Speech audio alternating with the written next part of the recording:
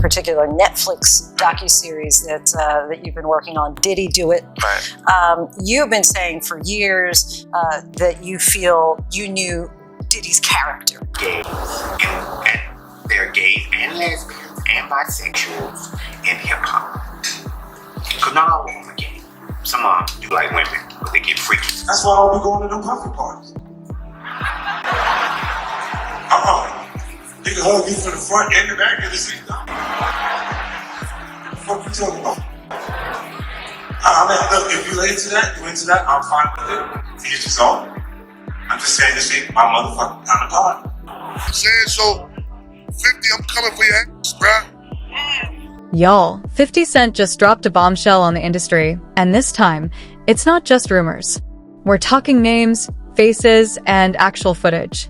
In a newly leaked video, 50 shows Diddy, his alleged trans ex, and, shockingly, Busta Rhymes front and center like he's running the whole show. This isn't just Diddy's secret party saga anymore. Busta Rhymes has now been exposed as one of the hosts, and according to insiders, he wasn't just organizing these events, he was allegedly sharing young male fans with Diddy behind closed doors. But it gets wilder. Tony Newman, a former trans escort, has come forward naming names, and it's not just Puff. She claims Mr. C, LL Cool J, and others were involved in what she calls an underground scene of freak-offs, secret deals, and full-blown industry cover-ups. And, of course, 50 Cent isn't staying silent. He's pouring gasoline on the fire, leaking receipts, teasing more footage, and hinting at way darker revelations in his upcoming Did He Do It documentary. Allegedly, that doc will feature raw confessions, testimonies, and more clips from these elite gatherings. What we've seen so far, just the tip of what 50's sitting on. Back to the video. According to sources, this was recorded during one of Diddy's infamous freak-off parties, and the vibe was more cult than club. This wasn't just partying, this was a whole production. And now, with Busta caught in the frame, looking real nervous, the internet is exploding with questions. What exactly was going on behind those velvet ropes? Let's talk about it.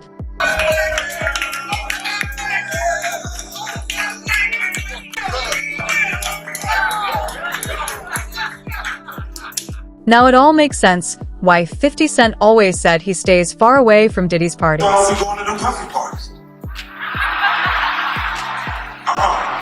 They can hug you from the front and the back of the seat. Tell me about it. Look, if you into that, I'm fine with it. Each his own. I'm just saying this ain't my motherfucking kind of party. Now it all adds up. 50 Cent's been dropping subtle hints for years. From cracking jokes about the fruity energy at Diddy's parties to side-eyeing those bizarre after-party invites and questioning Diddy's industry friendships, he's been calling it out without naming names. And Busta Rhymes? He hasn't been spared either. 50's trolled him too, mocking the leather fits, the muscle thirst traps, and that bold, touch-it energy. People thought he was just being petty or funny, but now, with these new leaks surfacing, it's looking like 50 wasn't just joking. He knew something the rest of US didn't. But 50 also know I'm not gonna stop. The same way he not gonna stop, I'm not gonna stop. We both come from a family called Violator family. So we ain't got no problem violating. When Busta tried to clap back, claiming it was all just friendly banter, folks brushed it off. But now, that moment where he said he was coming for 50's people is hitting different, like maybe he meant it literally. And to really connect the dots, let's bring in Tony Newman for a second. Just announced about two people who me and my female escort friend, Mistress Coleman, saw as a team. I work with the female. Tony Newman, a former transgender escort, author, and activist, has been speaking out about the entertainment industry's hidden truths for years. According to her, some of hip-hop's biggest power players are living double lives. She claims multiple insiders, including former Bad Boy staff, confirmed that Diddy has allegedly been involved with both men and women behind the scenes. And that phrase Tony used? Asterisk, do the math. Asterisk, because if Diddy's deep in this scene, and Busta Rhymes has been close to him all these years, it's hard not to start connecting the dots. Work for Bad Boy, who've now departed. Gays who were in Bad Boy, who have been told he likes women, so he would have I've heard Sean Combs is in fact bisexual. Let's not forget, when those videos of Diddy putting hands on Cassie went viral, Busta Rhymes was one of the first to defend him publicly, brushing it off and saying people were too quick to judge. It's extremely sensitive, and I think that people don't keep in mind the effect of what their opinion can have. And I think it's really, really important that we reserve our opinions until we understand what the undisputed truth is, because an opinion can detrimentally affect someone. That support hits different now because Tony didn't stop at Diddy. She also claims she had a one-night encounter with LL Cool J back when she was working the streets of NYC. According to Tony, LL knew she was trans, paid for the night, and moved on. No confusion, no shame. But once she began speaking publicly, things shifted. Tony says LL's team allegedly went into full panic mode, sending cease and desist letters to her management, threatening legal action if she didn't keep his name out of it. The cover-up, she claims, was immediate and aggressive. They sent another cease and desist letter second time. One scene. On behalf of LL Cool J to my whole team again after I did the New York interview. And here's where it gets even messier. Tony says Diddy and Busta Rhymes allegedly pulled the same move as LL. According to her, both tried to silence her once she started speaking out about what she had seen and experienced firsthand. This industry doesn't just protect secrets, it buries them. Remember when the Cassie hotel video dropped? Reports claimed Diddy paid $50,000 to hotel staff to keep that footage from leaking. If they went that far to hide one incident, imagine what else they've paid to make disappear. Tony also revealed that one of Biggie Small's close friends was openly gay, but his identity was carefully protected, hidden like everything else. I don't think his entourage of Biggie Smalls had a gay guy. Mr. C's evidently a bisexual producer. Lord knows who else he might have had in that entourage. And when you stack all this with what Nicki Minaj once said about there being a lot of undercover brothers in the industry, it hits way different now. She wasn't talking about hiding drug deals. She was implying men hiding that they're into men.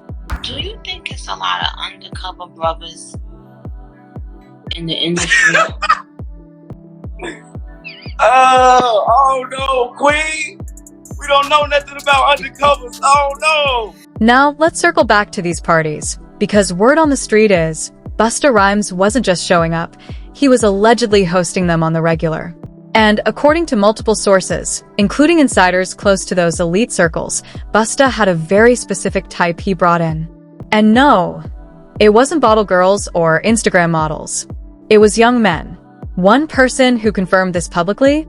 Big homie Double C, a man well-connected in the industry's security scene, someone who's seen it all. And he didn't mince words. He said, asterisk point blank. Asterisk according to him, Busta used to make strange requests in the club, not for bottles, not for dancers, but for young men to be brought into his VIP section. That's my thing, but like this been common knowledge though. Like, all my promoter homies would always say, we gotta bring some.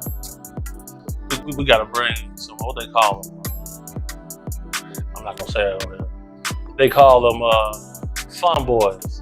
They'll say we gotta have some fun boys in the section. And suddenly, all those rumors about Busta Rhymes allegedly sharing his fanboys with Diddy start making a whole lot more sense. These weren't just random guests. Asterisk, asterisk, they were handpicked, gift-wrapped, and passed around like party favors asterisk, asterisk, according to insiders. Which brings us to someone whose name has been side-eyed for years. Asterisk, asterisk, Orlando Brown, asterisk, asterisk. Now, let's slow this part down. Yes, Orlando has said a lot of wild things over the years, some chaotic, some messy, some downright unhinged. But let's be real, he's never lied about the energy in the room. And years ago, Orlando Brown claimed he slept with Busta Rhymes. A bold claim at the time, but with everything coming out now, here's the clip. We made love. Who you made love with? Diddy, Bow Wow, Busta Rhymes. You just saw me see Busta in the airport too. Back when Orlando Brown made that shocking claim about sleeping with Busta Rhymes, people laughed it off. Oh, he's spiraling again, they said. Just clout chasing.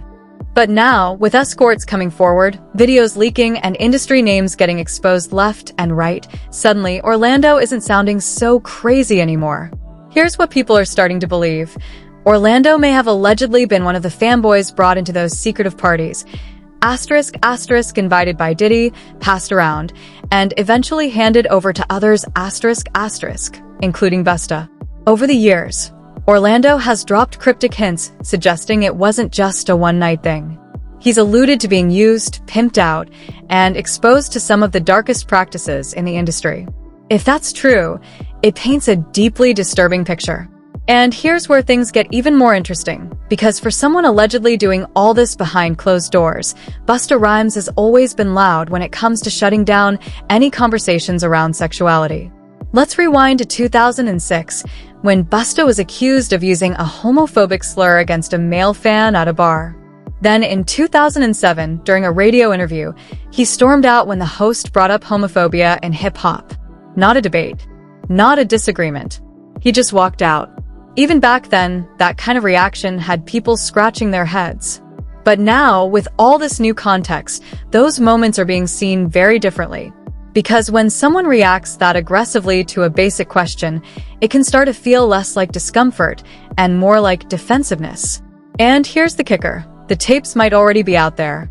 Rumors have been swirling for a while that footage from Diddy's infamous freak-off parties has been quietly circulating on the dark web. Allegedly, some of these tapes show A-list artists, high-profile guests, and moments that could ruin careers. And guess who people believe might have a copy? 50 Cent. Word on the street is that 50 somehow got his hands on some of those tapes and is holding them close, possibly for something big. Something strategic. Don't forget, 50 is producing a documentary titled ** Did He Do It? ** He's already sold the rights to Netflix, and according to insiders, he's timing the release to drop right after Diddy's trial wraps up. If that's true, the industry might be in for an even bigger shakeup.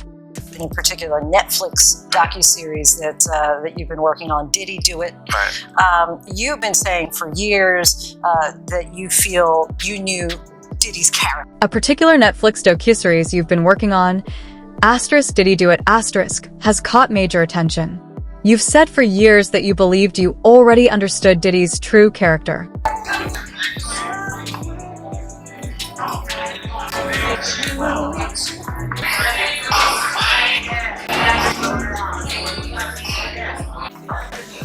Oh man, we gotta wait for fresh, man.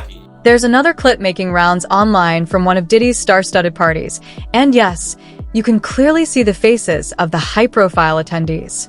Go check it out.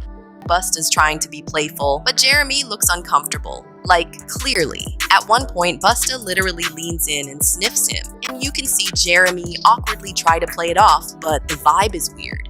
Now, if those tapes really are part of the evidence, or even included in the upcoming documentary, that could explain why certain people are suddenly going silent and why others are scrambling behind the scenes. And speaking of footage, let's talk about that clip that went viral not long ago. Busta Rhymes, Diddy, and Coi Leray all in the same room. On the surface, it looked like just another chill industry dinner.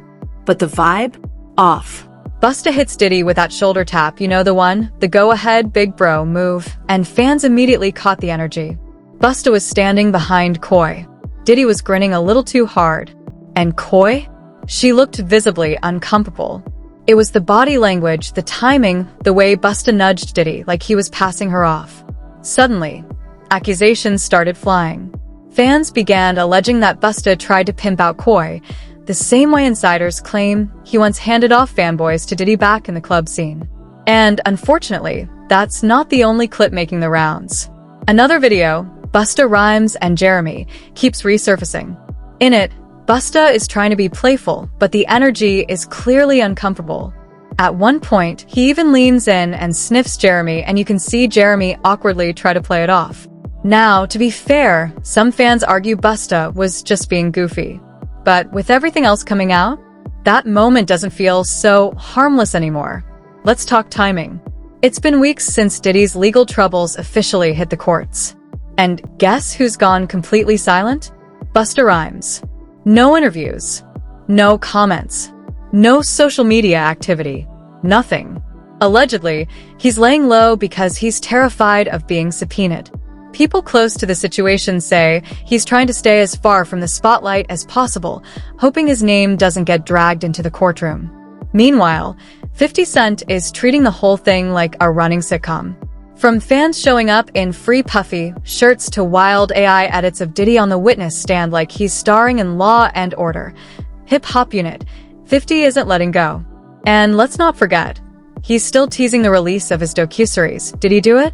Word is, the timing is strategic, set to drop right after the Diddy trial ends. So now all we can do is wait. Wait to see how far this goes, wait to see who else gets named, and most of all, wait to find out how many more tapes are still out there just waiting to surface. But I want to know what you think. Is there more to Busta Rhymes and Diddy's relationship than we've been told? Are there more tapes involving the two that haven't leaked yet? And who do you think 50 Cent plans to expose next in his documentary?